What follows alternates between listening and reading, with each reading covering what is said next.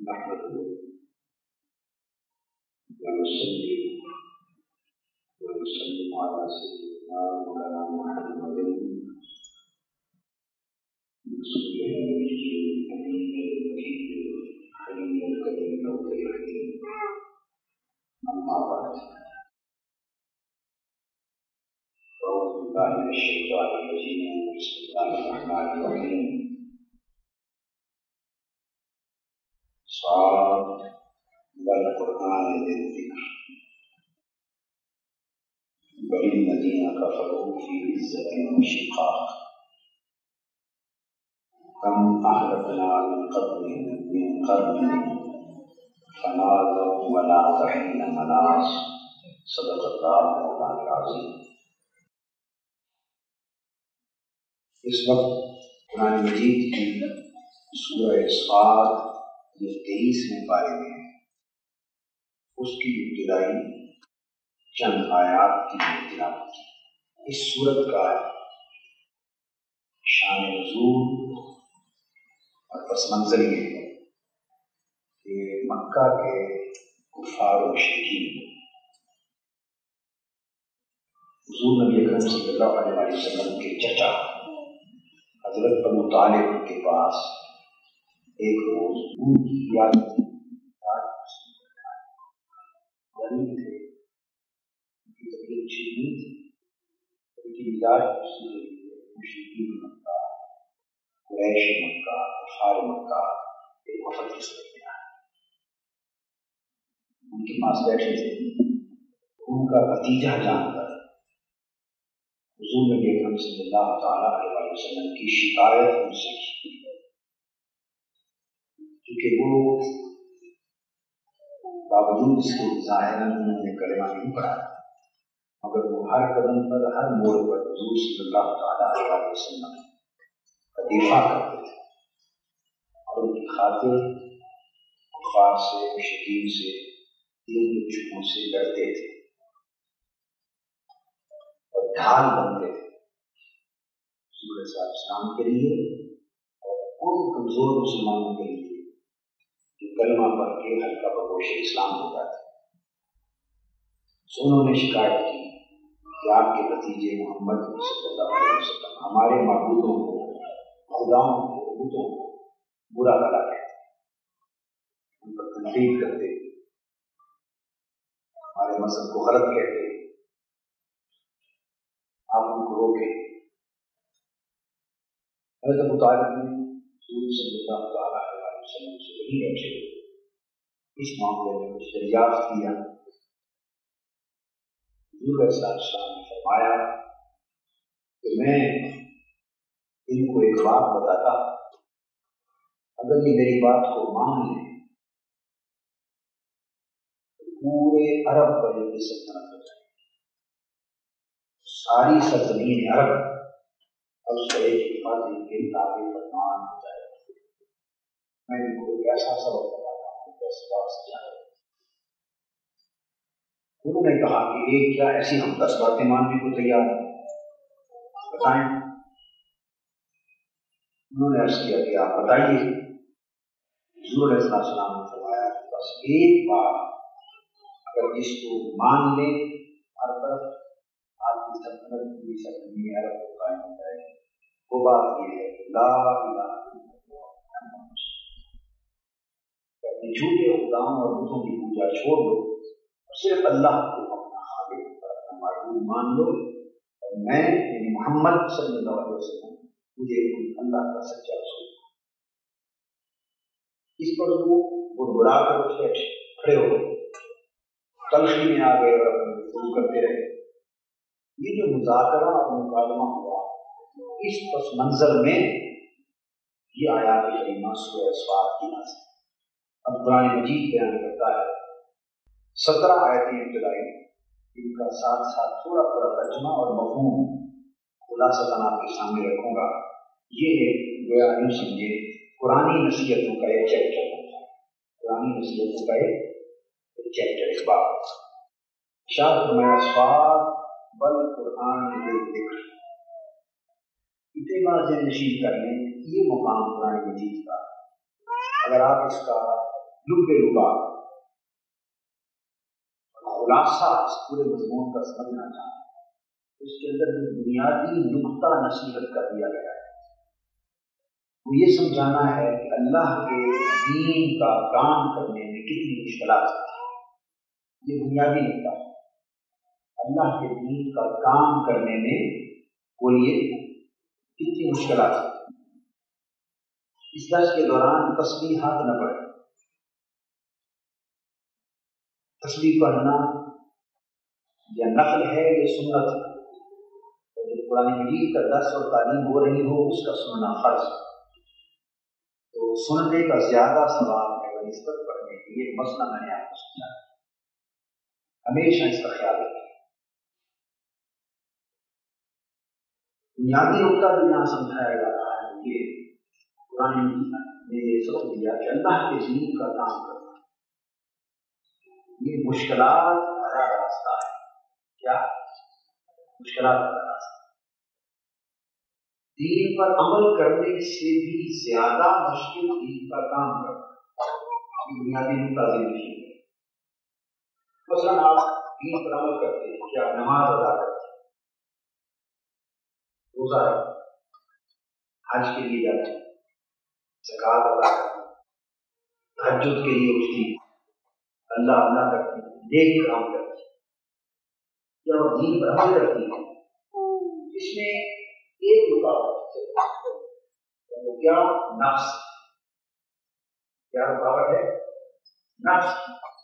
यानी आप इस तरह के सोच में आप चाहती हैं कि कुछ कुछ इबादत करो, आपका नफ्स आपका जिस्म आपको उठने नहीं देता, रोकता है। भाई अच्छा वक्त है, कोई गहरी नींद आई नहीं है, जिसको आराम मिल रहा है, थोड़ी देर और सो लो, थोड़ी देर के बाद बस थोड़ी देर करते कराते कराते बात हो जाए। तो रुकावट क्या हुआ? नफ्स। आप अल्लाह की राह में खर्च करना चाहती हैं अपना माल, नफ्स रुकावट बन जाता है।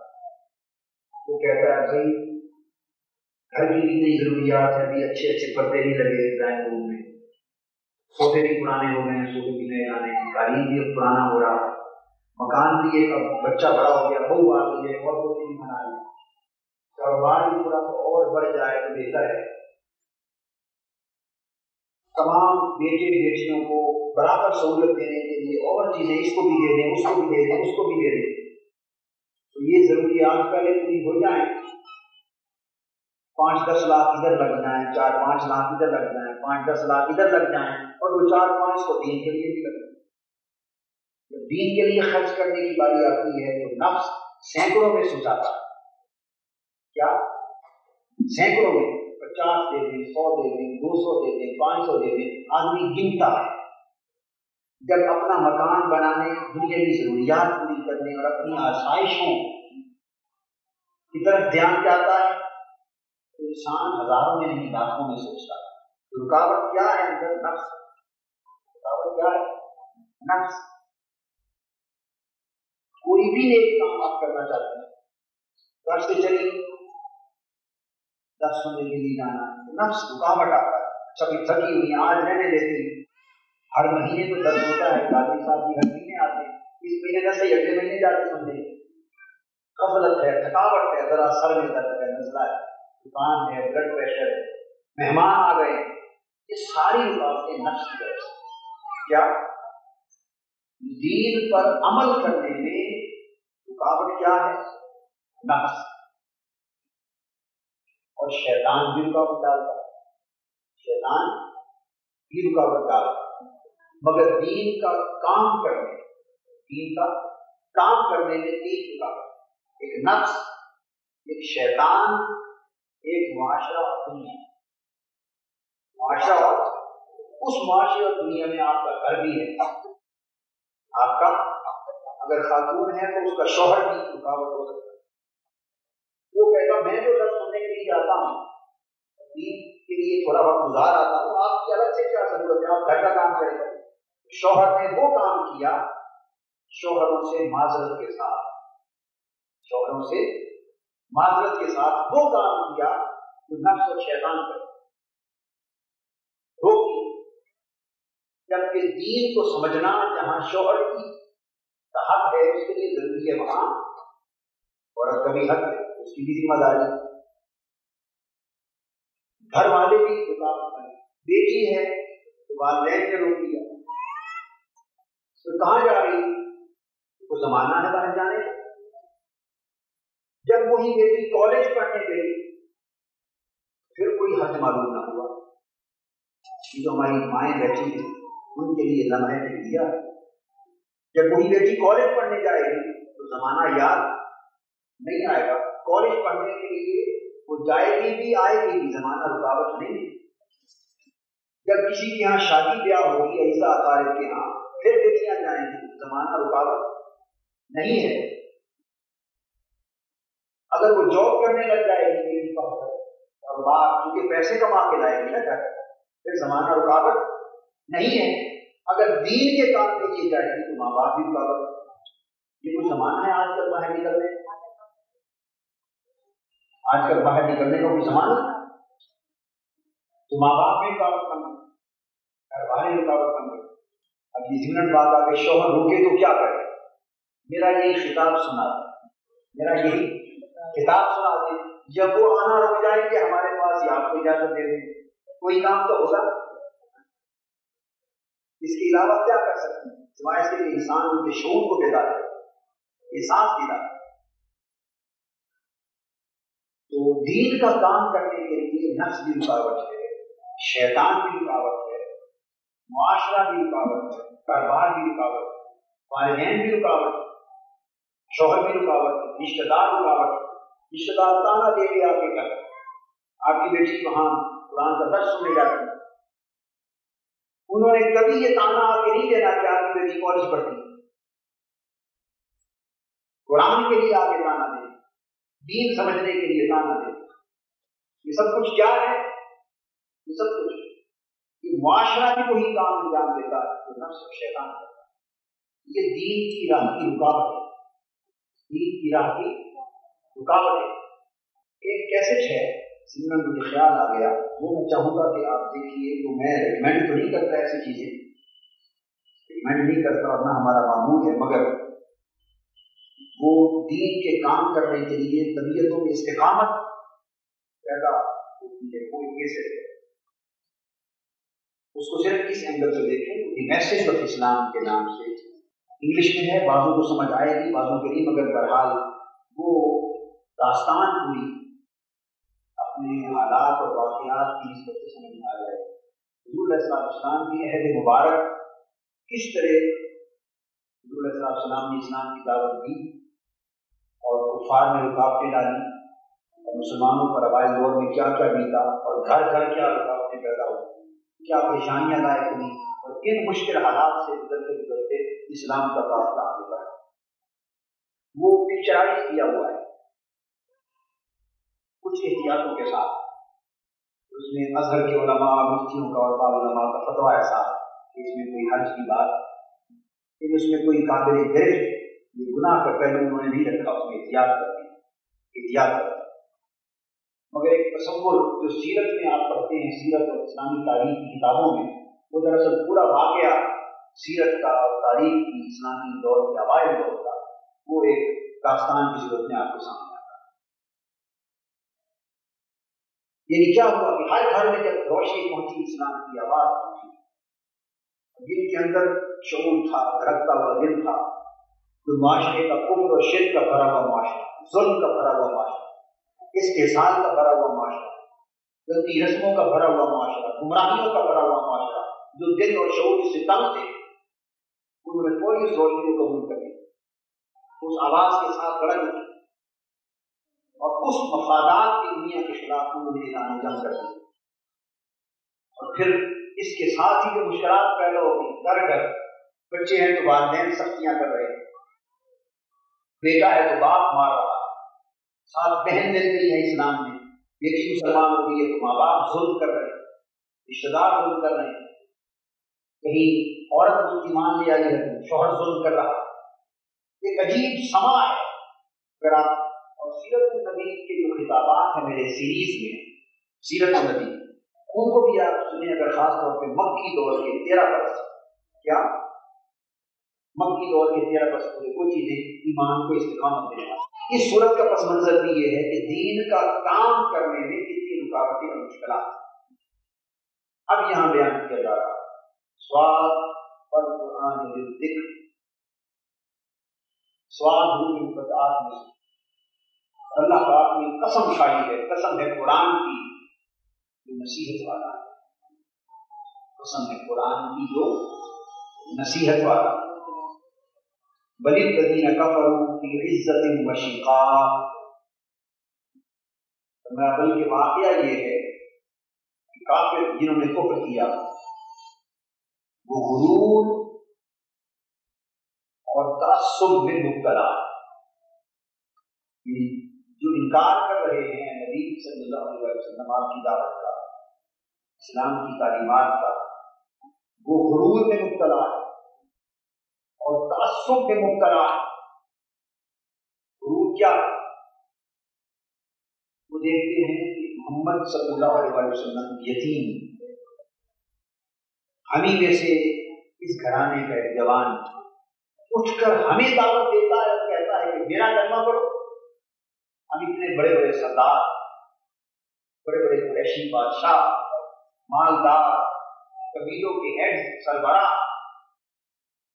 तो हमारे ही खानदान का एक यतीम जवान बच्चा हमें दावत देता है कि मेरा कलमा पढ़ो और मेरी उम्मती बन जाओ और मेरी बात मानो और जिस मजहब पर चलने का मैं तुम्हें हुक्म देता हूँ उस पर चलो और अपने पूरे बाप दादा का जो जाहिलियत का तसव्वुर चला आ रहा है उसको छोड़ दो। कुरान ने कहा बलिल्लज़ीना कफ़रू फी इज़्ज़तिन व शिक़ाक़, तो अपने गुरूर, नख़वत, घमंड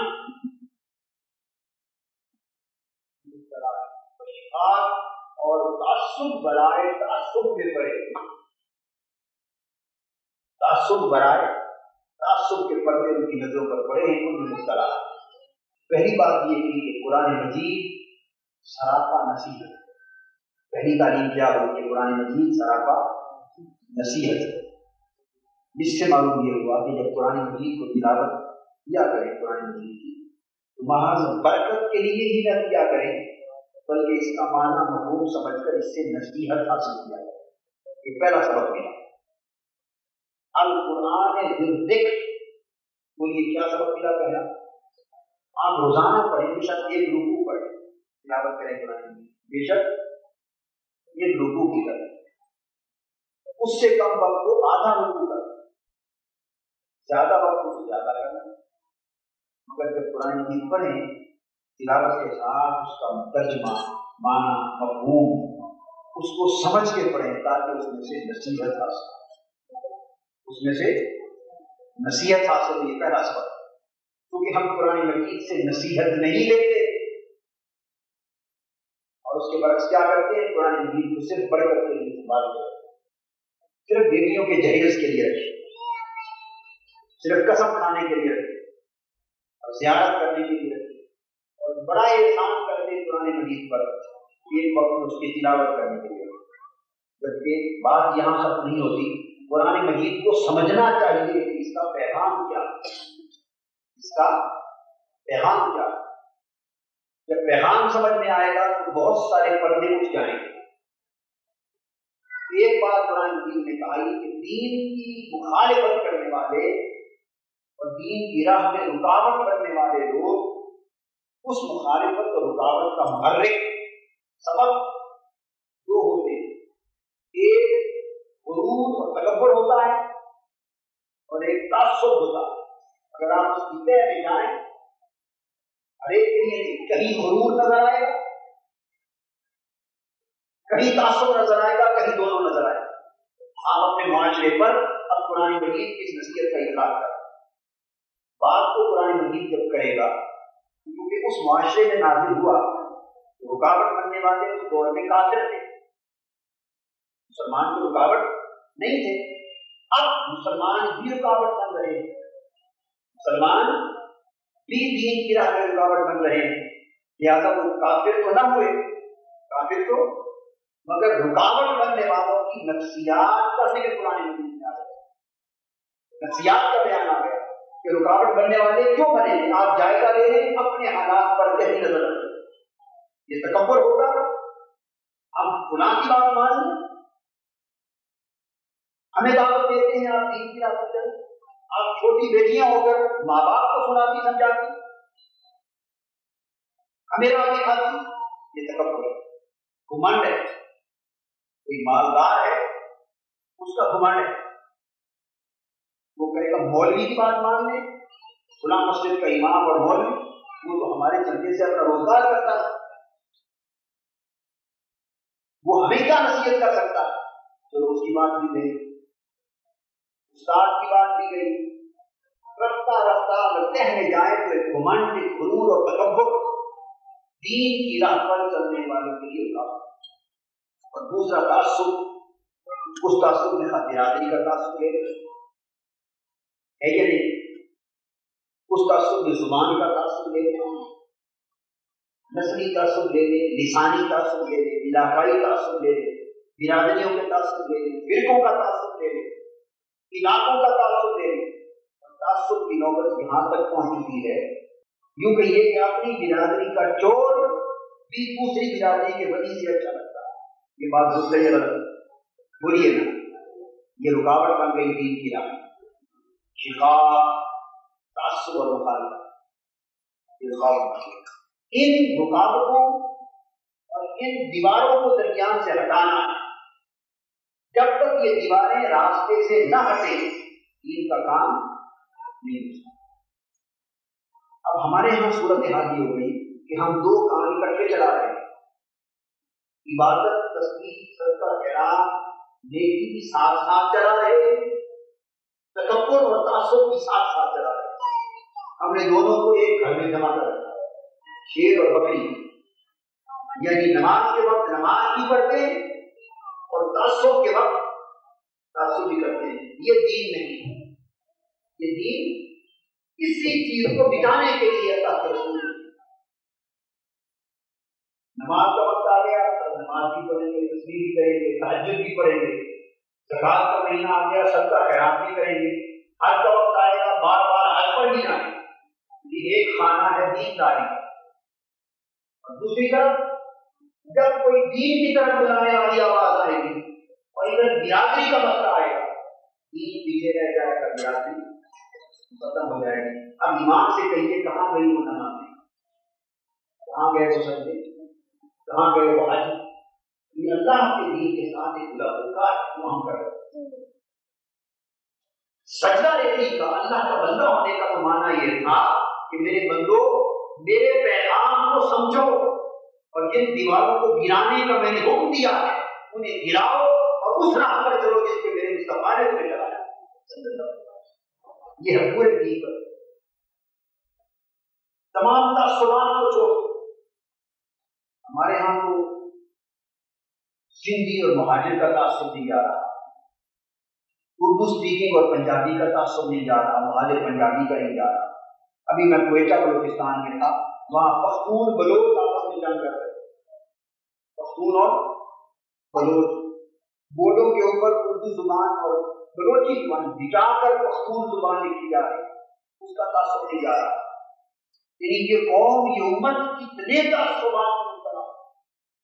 عرب میں چلے جائے تو وہ عربوں کو ہی مسلمان سمجھتے ہیں, غیر عربی اس درجے کے مسلمان ہی نہیں. پوری قوم عزت و شقاق, پوری قوم ایک تعصب اور تکبر اور گھمنڈ اور غرور میں مبتلا. انجام یہ نہ ہو تو اور کیا, نتیجہ ہمارے تعصبات دین کی راغب کا. مثلا جو بڑے سرمایہ دار ہیں اس سرمایہ داروں کے دوست بن گئے, دین کا دوست کوئی نہ رہا. جو بڑے بڑے جاگیردار اور بڑیرے اور سردار ہیں وہ جاگیرداروں بڑیروں سرداروں کے دوست بن گئے, غریب دین کا دوست کوئی نہ رہا. اگر سندھ کا کوئی بڑیرا ہے اور ادھر پنجاب کا بڑیرا ہے, ان کی دشمنی آپس میں نہیں. بلوچستان کا سردار ہے اور پنجاب کا جاگیردار, ان کی دشمنی. آپ ذرا خاندانوں کے ایک میں آپ کے تجربے کی بات کر رہا ہوں, انالیسس کر لیں. بڑے بڑے سندھ, بلوچستان, پنجاب, بڑے بڑے گھرانے, ان کے رشتے ہوئے نظر آئیں گے آپ. وہاں سندھی پنجابی کا فرق نہیں. آپ دیکھیں چہرے دوہرے چہرے چہرے رشتے نظر آئیں گے. آپ کوئی سرحد کی پٹھان فیملی اس کا پوچھیں گے پنجاب کی فلاں فیملی سے رشتہ, ان کی سندھی کی فیملی سے رشتہ نظر آئے, ان کا بلوچستان سے رشتہ نظر آئے. یہ قوم کو لڑانے کے لیے, قوم کو لڑانے کے لیے سندھی پنجابی مہاجر بلوچ پختون کے فرق ہیں, اور اپنے مفاد کو بچانے کے لیے سب فرق میں چلے. یہ سارے فرق رکاوٹ کس کے لیے بنے؟ صرف اللہ کے دین کے. رکاوٹ کس کے لیے بنے؟ صرف اللہ کے دین کے لیے رکاوٹ بنے. اللہ تعالیٰ نے فرمایا یہ آیت مطلب بار بار سوچنے والی ہے. بلی لگی رکھا اپنے معاشرے پر اطلاع کرتے ہوئے اب کفر نہیں ہے, لوگ کافر نہیں, مگر کافروں والی نفسیات اور علامتیں ہمارے اندر آ گئی. علامتیں ہمارے اندر آ گئی. ہم کافر نہیں مگر کفر ہمارے اندر آ گئے. ہم کافر نہیں مگر کفر بولیے ہمارے اندر آ گیا. کفر کا کفر ہمارے اندر پل چکا ہے.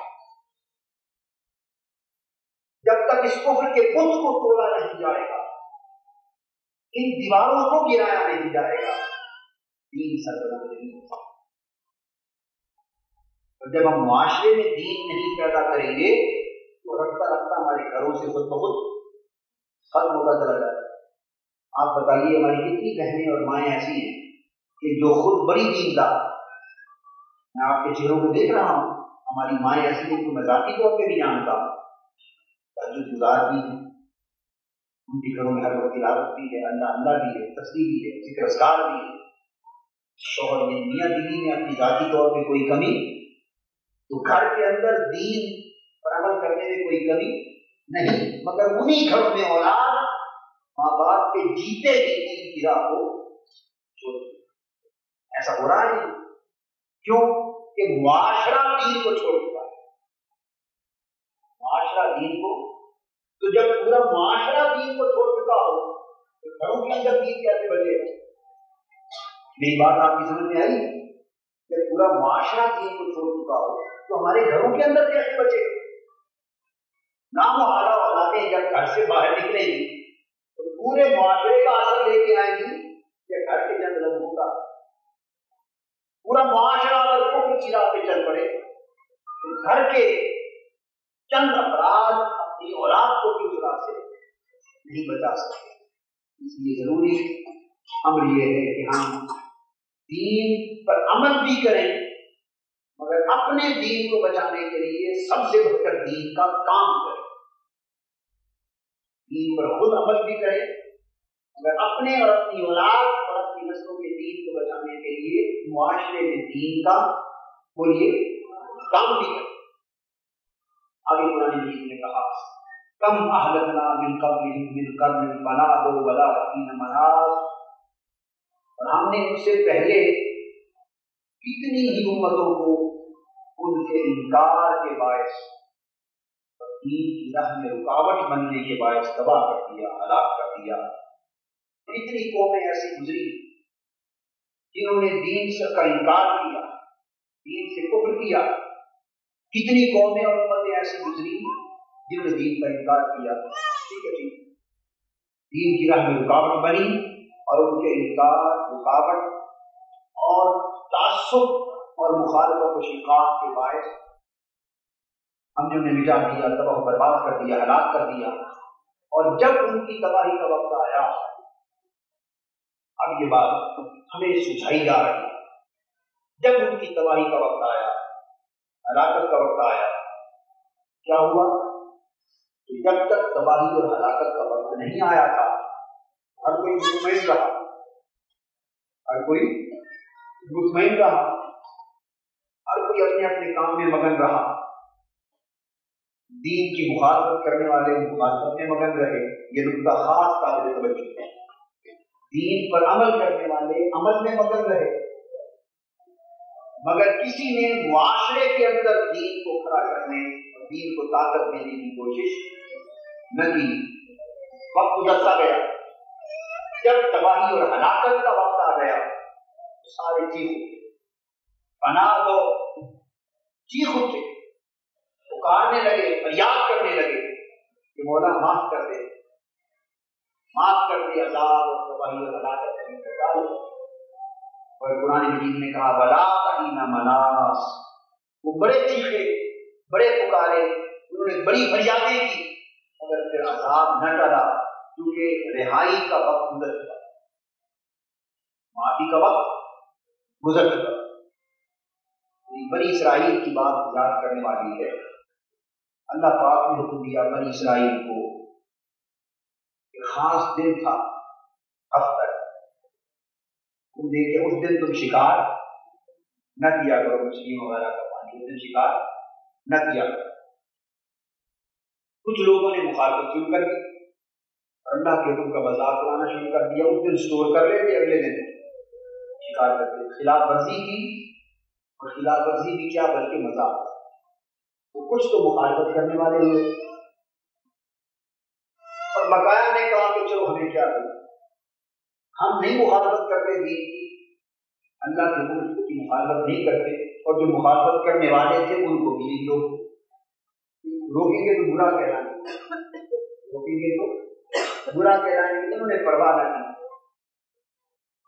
اور کچھ روکنے والے جب عذاب آیا، جو خود مخالفت دین کی نہیں کرتے تھے، عمل کرتے تھے، اللہ کو مانتے تھے، مگر مخالفت کرنے والوں کو روکتے بھی نہیں، وہ بھی عذاب ہے، ان پر بھی عذاب آ گیا۔ مولا ہم پر عذاب کیوں؟ ہم نے تو تیرے حکم کی مخالفت نہیں کی، ہم تو تیرا حکم مانتے رہے۔ مخالفت کرنے والوں پر عذاب آیا مخالفت کے باعث، اور نہ روکنے والوں پر عذاب آیا مخالفت نہ کرنے کے باوجود، ان پر عذاب آیا مخالفوں کو نہ روکنے کے باعث، کہ تمہاری آنکھوں کے سامنے میرے حکم کا مذاق اڑایا جاتا تھا، میرے دین کا مذاق ہوتا تھا، انکار ہوتا تھا، مخالفت ہوتی، اور تم آنکھوں سے دیکھتے، اپنا ہاتھ بچاتے تھے، تم کو روکتے نہیں تھے۔ اب پھر آؤ، جب عذاب آئے گا اب دیکھتے ہیں کہ تم کیسے بچتے۔ سارے لپیٹ میں آئے۔ قرآن مجید نے کہا کہ جب عذاب اور ہلاکت کا وقت آیا، بنا تو چیخ اٹھے، پکارنے لگے، فریادیں کرنے لگے کہ مولا ہمیں معاف کر دیا، بچا لے۔ ولا حین مناص، مگر رہائی اور معافی اور بچ جانے کا وقت گزر چکا تھا۔ میری مائیں، بہنیں اور بیٹیاں موجود ہیں، اور بھائی بھی سن رہے ہیں، یہ وقت ہے فریاد کا۔ ہم اپنے آپ کو، اپنے گھروں کو، اپنی اولادوں کو، نسلوں کو اور معاشرے کو بچا لیں۔ یہ عذاب ہمارے حضور علیہ السلام کی امت پر اور ہم پر اس طرح کا تو نہیں عذاب آتا جو پہلی امتوں پر آتا ہے، کہ خنزیر بنا دیے گئے، بندر بنا دیے گئے، پتھروں کی بارش ہو گئی، بستیاں تباہ کر دی گئی، اس طرح کی تو نہیں عذاب آتا، مگر اور بڑی شکلیں ہیں عذاب کی۔ ابھی بنگلہ دیش میں آپ دیکھیں اس طرح یکلخ طوفان آتے ہیں اور بستیوں کی بستیاں اجڑ جاتی ہیں۔ ہمارے یہاں بھی عذاب، اگر آنکھیں بصیرت کی کھلی ہوئی ہوں تو عذاب تو یہاں بھی آ رہے ہیں، عرصے سے آ چکا ہے۔ یہ صبح و شام جو قتل و غارت ہو رہی ہے، یہ اللہ کی ناراضگی نہیں تو اور کیا، یہ عذاب نہیں تو اور کیا، یہ جیتے جاگتے انسان اغوا ہو رہے، عذاب نہیں تو کیا۔ گھروں کے گھر، دکانیں، بینک، کاروبار لٹ رہے۔ ایک آدمی اپنی دکان پر روزگار کمانے جاتا ہے، شام کو خبر آتی ہے کہ اغوا ہو گیا، 70 لاکھ روپے کا تاوان مانگا جا رہا ہے، اغوا نہیں تو کیا، اس کی ساری زندگی کی کمائی ایک ہی دن میں، پہلوں کی کمائی لٹتی تھی، اس نے باغ لگایا، ساری زندگی پرانے میں محنت کی، لاکھوں کروڑوں کا جب باغ بنا، رات کو عذاب آیا، پتھر برسے، برف برسی، آگ آئی، جل گیا، ساری ان کی کمائی جاتی ہے۔ ایک شکل تھی۔ اب ذرا سوچنے کی بات ہے، آنکھ کھلی ہو، نگاہ بصیرت سمجھ آتی، ساری زندگی کمائی کی، محنت کی، جائیداد بنائی، ایک ہی دن میں اغوا ہو گئے، اور شرط آئی کہ 70 لاکھ دے دو، 50 لاکھ دے دو، پوری عمر کی کمائی ایک اغوا کے بدلے میں جاتی ہے، عذاب نہیں کیا۔ مگر یہ بات دیکھیں کہ یہ کسی اور کے ساتھ ہوا، جو کسی اور کے ساتھ ہو رہا ہے وہ ہمارے ساتھ ہو رہا ہے۔ ایک ہی رات میں 13 قتل ہو گئے لاہور میں، 6-7 آدمی قتل ہو گئے، گھروں میں قتل، باہر قتل، اغوا، تاوان، عزتیں لوٹ رہی ہیں، اور پھر بے روزگاری، پھر دنگا فساد، جو کچھ ابھی کراچی میں ہوئی ہوا، یہ ساری کا تصویر میں آپ کے سامنے رکھ رہا ہوں۔ میں ایک اور اگر اس کو سیاسی نقطۂ نظر سے کوئی دیکھے تو وہ کہے گا کہ فلاں نے کیا، فلاں نے کیا، فلاں نے کیا۔ ہم بات سیاسی نقطۂ نظر سے نہیں کر رہے، قرآن کی نگاہ سے یہ بات سمجھانا چاہتا ہوں۔ قرآن بتاتا ہے اور دین کے نقطۂ نظر سے یہ بات سمجھنے والی یہ ہے کہ جس نے بھی کیا وہ ایک جدا بات ہے، مگر یہ سمجھو کہ یہ جو کچھ ہو رہا ہے یہ اللہ کا عذاب الہی، اللہ کی گرفت ہے، اللہ کی ناراضگی ہے۔ ہم دین کی راہ رکھ رہے ہیں، ہم نے دین کی راہ میں رکاوٹیں کھڑی کر دی۔ یہ مختلف نمونے عذاب کے نظر آ رہے ہیں۔ پوری امت مسلمہ کے ساتھ جو کچھ ہوا، کل بار خلیج کی جنگ، جو کچھ ہوا امت مسلمہ کے ساتھ، عذاب نہیں تو اور کیا۔ سمجھانا یہ ہے، پناہ دو پھر فریادیں کی، فلا تحین مناس، مگر فریادیں کام نہ آئی، وقت گزر چکا تھا۔ اب یہ بات بتا کر حضور علیہ السلام کی امت کو ہمیں متوجہ کیا جاتا ہے کہ تم بھی غفلت میں مبتلا نہ رہنا۔ زندگی کے چند دن ہیں، ہم کتنے مست اور مگن ہیں اپنے اپنے کاروبار حیات میں۔ کوئی ملازمت میں ہے تو سمجھتا ہے کہ بس میری پوری زندگی کا سکون اسی ملازمت کے ساتھ۔ جب ان سے کہتے ہیں کہ کچھ وقت دین کے لیے نکال لیا کرو تو میری دل تو بڑا کرتا ہے، کیا کرے، بس وہ سارا دن دفتر میں گزر جاتا ہے، شام کو آدمی فرصت نہیں۔ کسی کے پاس کاروبار ہے، اللہ اس کو برکت دے، اس سے کہتے ہیں کہ اگر دل تو بڑا کرتا ہے مگر کہاں نکلنا ہے سارا دن، فیکٹری سے ہی فرصت نہیں، دکان سے ہی فرصت نہیں، تجارت کی مصروفیات اتنی ہے کہ اس سے ہی فرصت نہیں۔ انسان اللہ تمہیں اور برکت دے، مگر یہ بھی تو سوچ کہ یہ جس نے دیا ہے وہ تیرا رب ہے، وہ تیرا رب ہے، اسی کے لیے وقت مانگا جا رہا۔ اگر تو اپنے مولا سے ہی نہ بے نیاز ہو گیا تو کہیں وہ وقت نہ آ جائے کہ وہ تجھ سے بے نیاز ہو۔ حضور نبی اکرم صلی اللہ علیہ وسلم کے زمانے میں صحابی تھے، انہوں نے حضور صلی اللہ علیہ وسلم کی بارگاہ میں آ کر عرض کیا کہ یا رسول اللہ، میرے لیے دعا کریں اللہ میرے رزق میں برکت دے اور میرا کاروبار اور بڑھ، دعا فرما دیں۔ اس کی بکریاں بڑھنے لگی، اتنی بڑھ گئی کہ گھر تنگ ہو گیا، وہ گھر مسجد نبوی کے قریب تھا۔ اب جب گھر چھوٹا پڑ گیا، بکریاں زیادہ ہو گئی، کاروبار میں اس کے لیے بڑے گھر کی ضرورت پڑی، تو فجر اور عشاء کے وقت آ جاتے، بقایا سارا دن دیکھ بھال میں لگے رہتے، تو دن میں 5 مرتبہ حضور علیہ السلام کی زیارت و دیدار ہوتا تھا، وہ 5 سے کم ہو کر 2 گئے۔ کاروبار بڑھ گیا، ایک روز پھر آئے، اب کہ اور دعا کریں، آپ کی دعا سے بڑی برکت ہوئی، اور دعا کریں اللہ اور رزق میں برکت دے، کاروبار میں برکت۔ آپ نے اور دعا کرا۔ اس کے اندر بہت ساری نصیحتیں ہیں، بہت ساری، مگر نصیحت ہمیشہ اس کے لیے ہوتی ہے جو سمجھنے کی کوشش، اور اگر سر کے اوپر سے ہم گزار دیں اور صرف اس نصیحت کا اتنا ہی اثر لیں کہ کہیں بھی آج قاضی صاحب نے بہت اچھی بات کی۔ نصیحت تو تب ہے کہ جو باتیں کی ان میں کوئی بات چوٹ بن کے بھی دل کو لگی ہے نہیں۔ اگر کوئی بات چوٹ بن گئی ہے، دل کو لگ گئی، تو بس پھر بات کام بات، اور اگر کوئی بات چوٹ بن کے دل کو نہیں لگی پھر بات کر جائے۔ میں یہ عرض کر رہا تھا، حضور السلام نے پھر دعا فرما دی، کاروبار اور ہو گیا، برکت اور ہو گئی، بکریاں اور بڑھ گئی۔ پھر ذرا دور جنگل میں انہوں نے بڑا خاصا کے لیے اپنا اڈا بنا لیا، کیا کہتے ہیں، گلا بنا لیا، گلا بنا لیا. اب وہ روزانہ آنا بھی ممکن نہ رہا، جمعے کی جمعے آتے نماز جمعہ حضور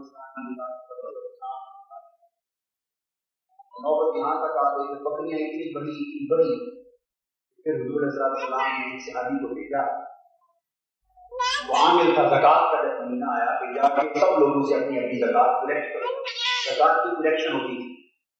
جب وہ عامل ان کے پاس گیا اور انہوں نے بے حساب بکریاں جب دیکھی، زکوٰۃ کیلکولیٹ کی تو بے شمار بکریاں زکوٰۃ میں نکل جاتی ہیں. اب انہوں نے دیکھا کہ اتنی بکری نکل جائیں گی زکوٰۃ میں، یہ نہیں دیکھا کہ ہیں کتنی. ہمارے حالات یہ اس سے مختلف نہیں. یہ نہیں دیکھا کہ ہیں کتنی، یہ دیکھا کہ اتنی نکل جائیں گی. 40 میں سے ایک دیکھی، 40 میں سے یہ نہیں دیکھا کہ 40 ہیں ایک نکلے، 80 ہیں 2 نکلے، 160 ہیں 4. انسان یوں دیکھے کبھی سوچے ہی نہ. تو یہ صرف یہ دیکھا ہے کہ 4 بکریاں چلی جائیں گی، ان کا اتنا دودھ آپ کرتا ہے. ہم یہی کرتے ہیں نا بھائی، جو پیسے انویسٹ کر رکھے ہیں آگے ایک اور سودے میں لگا رکھے ہیں، ابھی ذرا دینے کے نہیں ہیں کروڑ روپے ہیں، مگر بچتے نہیں ہیں نہیں بات. کیوں کہ دوسرے کروڑ کی کمائی کے لیے آگے لگا رکھے، کروڑ سے 2 کروڑ بنانے کے لیے آگے لگا رکھے. بات اس وقت جیب میں نہیں، جیب میں کہاں ابھی اس وقت دینے کو نہیں، آپ چلے جائیں بعد میں حساب کر کے انکار ہوا. جب انکار کر دیا اللہ رب العزت ہمیں بصیرت عطا کرے اور اپنے حالات کا جائزہ لینے اور اپنا محاسبہ کرنے کی توفیق عطا کرے. ہم کیا کرتے ہیں، 100 روپیہ ہونا پاس، کیا اس کے روپے کے 100 نوٹ بنا کے جیب میں. اگر کسی کو 100 اکٹھا دے دیا تو شاید اس غریب کا 1-2 دن میں گزر جائے. کسی کو 100 اکٹھا دے دیا تو کہیں اس غریب کے 2 دن اچھے نہ گزر جائیں. یہ کام نہیں ہونے دینا. 100 روپے بنا کے جیب میں رکھتے ہیں، جو آئے گا اللہ کی راہ میں دے رہے ہیں 1 روپیہ اس کو کما دیں، دوسرے کو بھی روپیہ کما دیں، تیسرے کو. کوئی پوچھے گا تو کہیں کہ 100 افراد کو صدقہ دیا، اس سال ہم نے 100 کو صدقہ دیا. لقمہ کسی کو بھی عزت کرے، صدقہ دیا یا منگتا بنا. یہ ہماری سوچ، یہ ہماری سوچ. جب ہم دنیا پر لگاتے ہیں یا کچھ دیر لگاتے ہیں، وہاں یہ اصول اپناتے ہیں کہ اگر اس انویسٹمنٹ میں 20% پروفٹ ہے، لاکھ سے لگانے سے اگر اتنا 20% کے ساتھ لاکھ لگانے سے اگر 30,000 نفع آتا ہے، پھر ہم کروڑ لگاتے ہیں. لاکھ سے 20,000 آئے گا تو کروڑ لگانے سے کتنا 30 لاکھ آئے گا، اتنا بڑھے گا. جب ہم دنیا میں لگاتے ہیں پروفٹ لینے کے لیے تو ہم زیادہ ہیوج اماؤنٹ لگاتے ہیں تاکہ پروفٹ جگہ بڑھ جائے. جب اللہ کی راہ میں انویسٹ کرنے کا وقت آتا ہے تو پھر ہم نفے کو اس طرح نہیں کرتے کہ اتنا لیں گے اللہ کی بات. پھر ہم 1000 بھی دینا ہو تو 5 روپے کر کے 100 دینا ہو تو روپے کر کے. یہ کام ہوتا ہی نہیں. میں نے دیکھا اچھے بڑے تگڑے لوگ لاکھوں روپے اللہ کی راہ میں دے سکتے ہیں. میں نے یہاں کراچی میں دیکھا جگ اور گلاس بنا کر اللہ کی راہ میں صدقہ کرنے کے اوپر نام لکھیں گے گناہ کی طرف سے. میں نے جب دیکھا اس کے اوپر نام لکھا ہوا، گلاس اس پر نام لکھا ہوا. میں نے پوچھا یہ کیا ہے؟ بزرگ فوتوں پہ سارے ثواب کے تاکہ جو پانی پیے اس کو بھی اپنی بےعزتی کا احساس. میں صدقے کے جگ میں پانی پی رہا ہوں، کسی کے مرحوم باپ کے صدقے کے مینار کے ذریعے پانی پی رہا ہوں تاکہ اسے بھی احساس. لاکھ خرچ کرنے والا جگ اور گلاس صدقہ کر رہا ہے.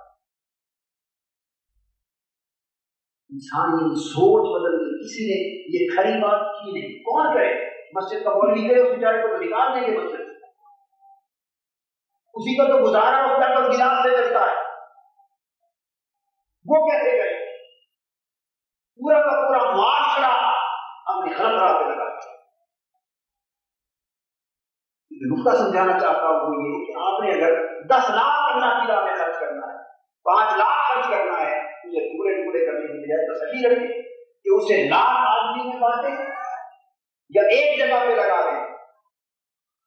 تو جو دنیا کی انویسٹمنٹ کا پروفٹ کا حساب ہے، اماؤنٹ جتنی کم کرتے چلے جائیں گے ریشو پروفٹ کی کم ہوتی چلی جائے گی، اور اماؤنٹ یکلخ جتنی انویسٹ کریں گے اس کی ریشو پروفٹ کی بڑھتی جائے گی، کیونکہ وہ روپیہ کھایا جائے گا. یہ صدقہ جاریہ بنتا ہے، وہ کھایا جائے گا، وہ کھایا جائے گا، بس کھایا گیا ثواب دینے کا میرا کھا گیا ختم. اور اکٹھا کر کے جب اگر پروجیکٹ بن گیا اللہ کے دین کے لیے تو وہ نسلوں تک کرے گا. یہ آپ کے بعد آپ کی قبروں میں بھی ثواب جائے. یہ صدقہ جاریہ ہے، اس کا پروفٹ دائمی ہے، اس کا پروفٹ عارضی. سوچ بدلنے کی ضرورت ہے. اگر یہ بات سمجھ میں آ جائے تو اللہ کے دین کی راہ کی رکاوٹیں دور ہو جائے. مجھے بسا اوقات بڑا دکھ ہوتا ہے کیونکہ ہماری بیٹیاں اور بہنیں اللہ کے دین کے لیے کام کرتی، گھروں سے چلتی ہیں، ویگنوں پر، بسوں پر، صبر کرتی ہیں پورا کراچی. کبھی کبھی میرا دل خون کے آنسو ہوتا ہے، میرے بس میں کچھ نہیں ہوتا، میں کر نہیں سکتا، مگر سنتا ہوں. جہاد کرتی ہے، اللہ کے دین کے لیے کہتی ہے اور مانگتی ہے، اپنی ذات کے لیے نہیں. اگر ایک ساتھی بھی اس پورے کام کی ذمہ داری لے لے عمر بھر کے لیے، انہیں کسی دوسرے سے مانگنے کی ضرورت ہے، اور اپنے لیے نہیں مانگ رہے، حضور کے دین کے فروغ کے لیے مانگ رہے. اگر 1.25 لاکھ روپے زکات بنے انسان دے رہا کسی کی کل، اس 1,20,000 اگر کل زکات دینی کل بنے تو وہ اسی میں سے 10,000 مہینے کے نکالتا ہے. سال کے 1,20,000 نکل گئے، وہ 10,000 ایک ہی کام کو مہینے کا دیتا رہے. وہ چھوٹا سا کام بغیر کسی اور جگہ سے مانگے اللہ کے دین کا چلتا رہے گا. یہ زکات ہوتی ہے اللہ کے کام کے لیے، اللہ کے دین کے فروغ کے لیے، کسی اور جگہ جانے کی ضرورت. اور کسی کی اگر 1.25 لاکھ بنتی ہے، 2.5 لاکھ بنتی ہے، تو یہ تہیا کر لے کہ میں اس کام پر انہیں نہیں دینا، وہ 20,000 مہینے کا دیتا رہے. اپنی جیب سے تو نہیں دے رہا، وہ تو اللہ ہی کا حصہ دے رہا. اور بقایا مال بھی اللہ کا ہے، تو ہماری سوچ وہ 20,000 مہینے کا دیتا رہے، اس ایک مد پر لگاتا رہے، اور سال بھر کام کی رکاوٹ کا ایک سائیکل چلے. اور ایسے 10-12 افراد بھی اگر ہو جائیں اور 10-12 کاموں کی ذمہ داری اپنے اپنے مال کے حصوں میں سے نکال لیں، کوئی کام نہ رکے، ہر کام چلتا رہے. یہ بات آپ کی سمجھ میں آئی ہے؟ تو دین کی راہ کی رکاوٹوں کو دور کرنا اصل جہاد. اس وقت اصل جہاد دین کی راہ کی رکاوٹوں کو دور کیا جاتا. آگے قرآن مجید میں ہے کہ جنہوں نے دین کی راہ پر کام کیے ان کو کیا کیا تانے سہنے پڑے، کیا کیا تانے. حضور علیہ السلام کے اس واقعے پر اشارہ ہو رہا ہے. عجبوا ان جاءهم منذر منهم، قرآن مجید نے کہا کہ وہ جو قریش مکہ تھے، مالدار لوگ تھے، وہ تعجب سے کہتے تھے، تعجب اور حیرت کے ساتھ کہنے لگے ان جاءهم منذر منهم، اگر ہمیں کوئی دوزخ سے ڈرانے والا آنا تھا اور اللہ کے عذاب کا ڈر سنانے والا آنا تھا، ہمیں ڈر سنانے والا ہمیں میں سے یہ نوجوان پیدا ہو گئے. قریش مکہ نے تعجب کیا. وقال الکافرون ھذا ساحر کذاب، کسی نے بھی یہ غرور کیا کہ ہمیں میں سے بچہ پیدا ہو گیا، ہمیں میں سے یتیم جوان پیدا ہو گئے. اور بڑے بڑے قریشی سرداروں کو ڈر سناتا ہے. اور جنہوں نے انکار کرنا تھا، جب انہوں نے حضور علیہ السلام کے معجزات دیکھے، اثر دیکھا، کوئی بول اٹھا یہ جادوگر ہے. اس ظالم نے استغفر اللہ کہہ دیا، یہ جھوٹا ہے. یہ جادوگر کے تانے حضور علیہ السلام کو ملے، اور معاذ اللہ استغفر اللہ کا ذات جھوٹا ہونے کے تانے. یہ وہی معاشرہ کہ حضور علیہ السلام کو صادق اور امین کہتا ہے. کون؟ بولیے، صادق اور امین. جس آقا کے گھر کافر لوگ اپنی امانتیں رکھتے تھے، آج اسی معاشرے میں آقا کو یہ تانا دیا جاتا. کیوں؟ کہ حضور علیہ السلام نے ایک ایسی دعوت دی جس سے ان کے مفاد کے نقصان لگ گئے، مفاد کو خطرہ لاحق ہو گیا. اور پھر کہا جعل الآلہۃ ان ھذا لشیء عجاب، یہ کیسی بات کرتا ہے محمد صلی اللہ علیہ وسلم کہ ہمارے 360 خدا ہیں، یہ کہتا ہے 360 خداؤں کو، اتنے خداؤں کو چھوڑ دو اور صرف ایک خدا کو مانو۔ بڑی عجیب بات کرتا ہے، بڑی عجیب بات کرتا ہے۔ حضور علیہ السلام کی بات ان کے ذہنوں کو پسند نہ آئی، کوئی اور بولا تو تانے دیے جا رہے ہیں، ہم تو اتنے خداؤں کو مانتے ہیں، بھلا زیادہ خداؤں کو چھوڑ کے ایک کو مان، الٹی عقل چلتی ہے۔ کوئی اور بولے من ترک الملأ منهم ان امشوا واصبروا على آلهتكم ان هذا لشيء يراد، وہ اٹھ کھڑے ہوئے حضور علیہ السلام کا کلمہ سن کر، آپ کے پیغام سن کر، غصے میں آ کر کھڑے ہوئے کہنے لگے کہ لوگوں کفر و شرک اور گمراہی کی جس راہ پر انہوں نے بڑی نہ جس راہ پر چل رہے ہو چلتے جاؤ، اسی پر چلتے جاؤ، اپنی جگہ پہ چلتے رہو، راستہ نہ بدلو، اور اتنے جن جھوٹے موٹے خداؤں کو مانتے ہو انہیں پر اکتفا کرو۔ ان ھذا لشیء یراد، لگتا یہ ہے کہ محمد صلی اللہ علیہ وسلم نے یہ جو اپنا پیغام دیا ہے اس کے پیچھے کوئی اس کی ذاتی غرض اور مفاد نہیں، شیء یراد، لگتا یہ ہے کہ کوئی مقصد ہے اس کے پیچھے کوئی غرض اور مفاد ہے، وہ اس کا ذاتی پرابلم ہے، اس کی بات نہ مانو۔ ایک اور بولا، کہنے لگے ما سمعنا بہذا فی الملۃ الآخرہ، اے محمد صلی اللہ علیہ وسلم جو باتیں آپ نے ہمیں کہی ہیں، پچھلے مذہب والے بھی تو گزرے، ہم نے یہ باتیں پہلے تو کبھی نہیں سنی، ہمارے جو اگلے گزرے پہلے میں تو کبھی یہ باتیں نہیں بتائی۔ ان ھذا الا اختلاق، ایسا لگتا ہے کہ یہ تو کوئی اپنی من گھڑت باتیں ہیں۔ آپ اب ایمان سے کہیے، جب دین کا سچا سچا اور کھرا پیغام دیا جاتا ہے جو معاشرے کی رسموں اور حالات کے ساتھ میل نہ کھاتا، یہی باتیں آتی ہیں جیسے جی، یہی وہم آتے، یہی فتنے اٹھتے ہیں، یہی تہمتیں ہوتی، یہی اعتراض ہوتے اور یہی شکوک پیدا کیے جاتے ہیں، یہ من گھڑت باتیں۔ اس پر قرآن مجید آگے کہتا ہے کہ انہوں نے کہا انزل علیہ الذکر من بیننا، اتنے رؤساء موجود تھے، بڑے تھے، مالدار تھے، قریشی تھے، سردار تھے، اتنے رؤساء موجود تھے، اگر اللہ نے اپنی نصیحت کا کوئی پیغام بھیجنا تھا کوئی محمد پر بھیجا، ہمیں بھیجا ہوگا۔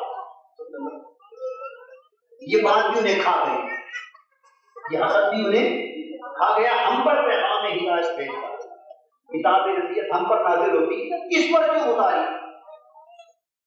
اب قرآن مجید کہتا ہے جواب میں بل ہم فی شک من ذکری، فرمایا لوگوں میرے محبوب محمد صلی اللہ علیہ وسلم کی نبوت اور میرے حبیب صلی اللہ علیہ وسلم کی رسالت پر اعتراض کرنے والوں اور میرے حبیب کے منصب رسالت کا انکار کرنے والوں اور میرے حبیب کی ذات پر تہمتیں دینے والوں، تم نے میرے محمد صلی اللہ علیہ وسلم کی رسالت کا انکار نہیں کیا، خود میری وحی اور میرے ذکر کا انکار کیا، تم میرے ذکر ہو گئے، میرا حبیب خود تو نہیں آیا، میں نے دیا، میں نے تو میرا پیغام دیا، بل لما یذوقوا عذاب، اور یہ تمہاری باتیں اس لیے ہیں کہ تم نے ابھی میرے عذاب کا مزہ نہیں چکھا، میرے عذاب کا مزہ نہیں چکھا، اگر میرے عذاب کا مزہ تم چکھ لیتے تو یہ باتیں نہ کرتے۔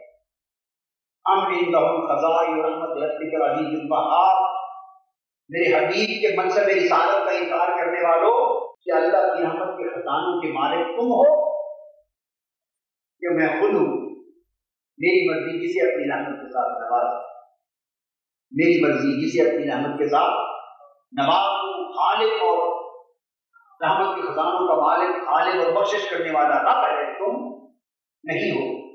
ام لہم ملک السماوات والارض وما بینہما فلیرتقوا بالاسباب، اگر تمہارا اعتراض ہے اس پر میرے حبیب صلی اللہ علیہ وسلم پر وحی کیوں اتری اور یہ نظام کیوں بدلنے کے لیے آ گئے، تو پھر کائنات کی تدبیروں کے مالک تم ہو، زمین و آسمان کی سلطنت تمہارے ہاتھ میں، اگر زمین و آسمان کے مالک تم ہو تو رسیاں تان کے اوپر اٹھ جاؤ، اور میں جو تدبیریں کر رہا ہوں کائنات کے نظام کی، وہ تدبیریں مجھ سے لے کر اپنے ہاتھ میں لے۔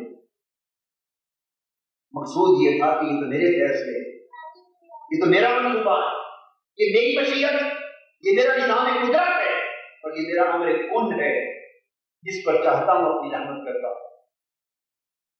جندم ما ہنالک مہزوم من الاحزاب، اور مسلمانوں کو متوجہ کیا اور کہا یہ جو میرے حبیب کا انکار کرنے والے، اسلام کی راہ میں رکاوٹ بننے والے اور اسلام سے مخالفت کرنے والے لوگ کفار اور مشرکین مکہ، ان کی حقیقت کیا ہے؟